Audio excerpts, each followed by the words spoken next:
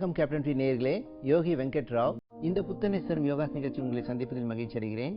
இன்னைக்கு நாம பண்ண போற ஆசனம் ஏகபாத கதவாசன். ஏகபாத கதவாசன் அப்படின்னா நீங்க பகாசன் பண்றீங்க இல்லையா, பாசாசன்ல உட்காந்து ஒரு பக்கமா பகாசன் பண்ணணும். பண்ணிட்டு அப்புறமா அந்த கால்களை கொஞ்சம் கொஞ்சமா நீட், ஒரு பக்கம் நீட். இது இடது பக்கம் ஒரு முறை, வலது பக்கம் ஒரு முறை பண்ணணும். இந்த ஆசனம் பண்ணும்போது கொஞ்சம் உங்களுடைய மணிக்கட்டு, அப்புறமா உங்கள் தோள்பட்டை இதெல்லாம் கொஞ்சம் நல்லா ஸ்ட்ரென்த் ஆகும். அதே நேரத்தில் உங்களோட ஸ்பைன், முதுகு தண்டோட இருக்கு இல்லையா, அது நல்லா முறுக்கி கொடுக்கும். இந்த கோர் ஸ்ட்ரென்த்து நல்லா கொடுக்கும்.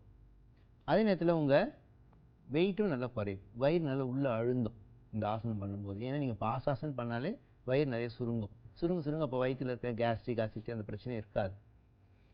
இது சின்ன இளைஞர்கள்லாம் கண்டிப்பாக இந்த ஆசனங்கள் பண்ணுங்கள். வயதானவங்களுக்கு இந்த ஆசனம் முடியாது. கர்ப்பிணி பெண்களும் இந்த ஆசனம் பண்ண வேண்டிய அவசியம் இல்லை. இந்த ஆசனம் பண்ணதுக்கு முன்னாடி நீங்கள் பாதஹஸ்தாசன், பட்சி மோட்சாசன், அப்புறமா பூ நமஸ்காரம் இதெல்லாம் கொஞ்சம் பண்ணிவிட்டு அப்புறமா பண்ணிங்கன்னா ஈஸியாக வரும். இருந்தாலும் நம்ம இங்கே கொஞ்சம் நிதானமாக அந்த ஆசனத்தை பண்ணி முடிப்போம். வாங்க செஞ்சு பார்ப்போம். நேரில் இந்த ஏகபாத கதவாசன் அப்படின்றது பறக்கும் புறா போல ஒரு ஆசனம். ஃப்ளையிங் பிக்யான்னு சொல்லுவாங்க இங்கிலீஷில். தமிழில் பறக்கும் புறா. இந்த ஆசனம் பண்ணால் ஏன் அந்த பறக்கும் புறா சொல்கிறாங்கன்னா, இந்த மாதிரி ஆசனங்கள் பண்ணும்போது உங்கள் எலும்பு மஜ்ஜைக்கு உள்ளார ஆக்சிஜன் போனால் தான் உங்கள் வெயிட் குறையும். சில பேருக்கு நான் சொல்லியிருக்கேன் ஏற்கனவே, வெயிட்டு நிறைய இருக்கேன் ஆனால் ஒல்லியாக தான் இருக்கேன்னு சொல்லுவாங்க. அவங்களுக்கெல்லாம் பார்த்தீங்கன்னா எலும்புல மஜ்ஜைகள் அடர்த்தி அதிகமாக இருக்கும். அதனால் அந்த மாதிரி இருக்கும். அவங்களுக்கு என்ன பண்ணணும் அப்படின்னா, இந்த மாதிரி சில ஆசனங்கள், பின்பக்கம் வளையும் ஆசனம், இடுப்புக்கு சில ஆசனங்கள் அந்த மாதிரி பண்ணால் தான் சரியாகும். இந்த ஃப்ளையிங் பிக்யான் பண்ணும்போது கண்டிப்பாக அவங்க எல்லா உடம்புல இருக்க எல்லா எலும்புகளிலும் அந்த உள்ளார மஜ்ஜையில் ஆக்சிஜன் நிறைய சேர்ந்தாலே உங்கள் வெயிட் நல்லா லாஸ் ஆகும். ஆனால் எலும்பு உறுதியாக இருக்கும். அதே போல் எலும்பு மஜ்ஜைக்குள்ளே இருக்க ஆக்சிஜன் நல்லா சிறப்பாக இருந்ததுன்னா நோய் சக்தி அதிகம் கிடைக்கும். கேன்சர் செல்ஸ்லாம் உற்பத்தி ஆகுது இல்லையா, அதெல்லாம் டெட் செல் உள்ளே போய் தங்குறதுனால தான். இந்த ஆக்சிஜனோட செல் இருந்தால் அதை ஃபைட் பண்ணி எல்லாத்தையும் வெளியே தள்ளிடும். மலம் யூரின் வழியாக வெளியே போயிடும். சில பேர் வேறு வழியாக வெளியே போகும் இல்லையா. அப்போ இந்த ஆசனம் பண்ணணும். இளைஞர்களும் இந்த ஆசனம் கண்டிப்பாக பண்ணணும். சின்ன பசங்க கண்டிப்பாக ப்ராக்டிஸ் பண்ணுங்கள். பக்கத்தில் தலைக்காணி ஏதாவது வச்சுட்டு அப்போ ப்ராக்டிஸ் பண்ணுங்கள். தலை இடிச்சிக்காமல் இல்லை கீழே ஸ்லிப்பாக விடாமல். மணிக்கட்டு நல்லா ஸ்ட்ரென்த் ஆகும். சில பேருக்கு இந்த ஆசனம் வந்து மணிக்கட்டு வலிக்கும். உடனே நீங்கள் ரிலீஸ் பண்ணி ரோல் பண்ணிங்கன்னா சரியாயிடும். முதல்ல இந்த ஆசனம் பண்ணுறதுக்கு கொஞ்சம் உட்கட்டாசனம் மாதிரி உட்காந்துக்கோங்க. நேராக நிற்கிறேன். இப்போ நான் நிதானமாக நல்லா உட்காந்தேன். உட்கட்டாசனம் மாதிரி சேர் போஸில் உட்காந்து நல்ல வயிறு அழுத்தம் கொடுத்துட்டு இப்படி உட்காரணும் இல்லையா. அப்போ தான் நல்லா மடியும், வயிறு நல்லா மடியும். இப்போ என்ன பண்ணுறீங்க, சைடில் பாசாசனம் பண்ணும்போது வைக்கணும் இல்லையா, அந்த மாதிரி இடது பக்கம் வலது பக்கம் இந்த மாதிரி வச்சு ப்ராக்டிஸ் பண்ணணும். கால் பதிஞ்சு இருந்தாலும் பரவாயில்ல, கொஞ்சம் தூக்கலாக இருந்தாலும் பரவாயில்ல இல்லையா. இந்த மாதிரி பண்ணி ப்ராக்டிஸ் பண்ணால் கொஞ்சம் இந்த மடிப்பெல்லாம் ஈஸியாக இருக்கும், வயிறு நல்லா அழுந்தும். இப்போ நல்லா உட்கார்ந்த நிலையில் என்ன பண்ணுங்கள், ஏன் வலது பக்கம் பண்ணுறேன். முதல்ல 2 கைகளை வச்சுட்டேன். இந்த இடது கையோட எல்போ இருக்கு இல்லையா, அது நல்லா தொடைக்கு கீழே வரைக்கும் போச்சு. இந்த கை வலது கையோட எல்போ நல்லா இடுப்பு சப்போர்ட்டுக்கு வச்சுட்டேன் நல்லா. இப்போ மெதுவாக பூ நமஸ்காரம் மாதிரி முன்பக்கம் சாஞ்சிட்டே வரேன்.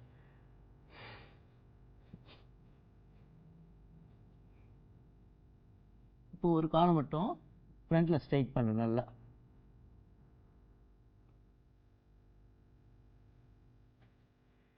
இறக்கி வச்சு மறுபடியும் மூச்சு நல்லா ஆசுவாசப்படுத்திக்கோங்க. மறுபடியும் பண்ணிட்டு பாருங்கள். இப்போ கீழ்கால் நல்லா ஸ்ட்ரைட் பண்ணணும்.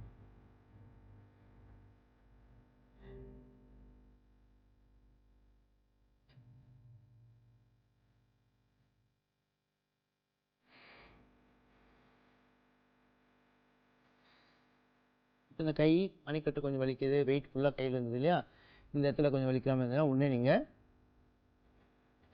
லூசன் பண்ணி கொஞ்சம் நார்மலாக உட்காந்து ரிலாக்ஸ் பண்ணிவிட்டு மறுபடியும் அடுத்த பக்கம். இப்போ நம்ம வலது பக்கம் பண்ணணும், அதே மாதிரி இடது பக்கம் பண்ண போகிறோம். நல்லா ஹார்ட் பீட் ஹையாக இருக்கும். ரத்த ஓட்ட உடம்பு ஃபுல்லாக நல்லா பாயும். தரன்னு ரத்தம் ஓடிச்சுனால கண்டிப்பாக எலும்பு மஜ்ஜைக்குள்ளே போகும் இல்லையா. இதெல்லாம் லிவர் தான் பிளட் பேங்க் பண்ணும். அந்த லிவர் நைட்டு என்ன பண்ணும், 1லேருந்து 3 பேலன்ஸ் பண்ணி எலும்புக்குள்ளே தான் தள்ளும். இப்போ இதே இடது பக்கம் பண்ணுறோம். கொஞ்சம் உட்கட்டாசன் போல் உட்காந்துக்கோங்க, லூசன் பண்ணிவிட்டு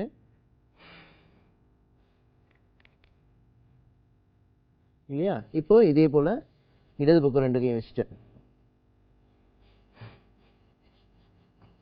சப்போர்ட்டு வச்ச பிறகு மெதுவாக கால் அப் பண்ணி மேலே மேல் கால் மட்டும் ஸ்ட்ரைட் பண்ணி பார்த்துட்டு பேலன்ஸ்க்காக ஒரு ப்ராக்டிஸ் பண்ணி பார்த்துக்கோங்க. இந்த பக்கம் தலை கணிச்சுக்கோங்க. தலை இடிச்சுட்டுனா கூட ஒன்றும் ஆகாது. இப்போ மறுபடியும் நல்ல